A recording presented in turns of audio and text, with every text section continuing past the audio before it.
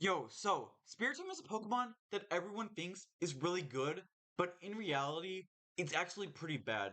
Which is sad, because I actually really like Spiritomb. So here's the thing. It does have some good things going for it. First off, the defense stat and special defense stat. 108 is really good, and it will take up hits like a champ.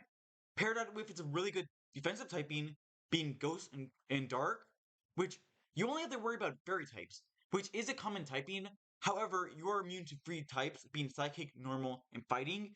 Fighting is a Pokemon type that is really common for physical attackers, because in Scarlet and Violet, a lot of Pokemon got access to the TM of Close Combat, which is a very strong move, which is 120, 100% accurate fighting type physical move.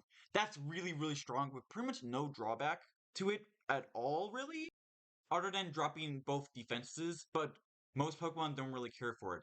However, the HP stat is really what draws it back, being 50. 50 is really low for defensive Pokemon like Spiritomb, so I want to change it to a 90, so it can live longer and eat up hits. With the new defensive stats and the HP stat, it would really be helpful.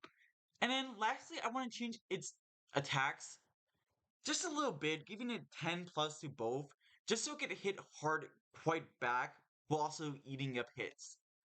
Now, the abilities now are not that good. Pressure, PP stalling isn't the greatest at all strategy in Pokemon, and then Infiltrator isn't the greatest either, especially for a defensive Pokemon like Spiritomb. So my idea is I want to change it to Shadow Tag. Now, this would make a lot more sense for Spiritomb because it's like a whole bunch of evil spirits trapped into this one rock, right?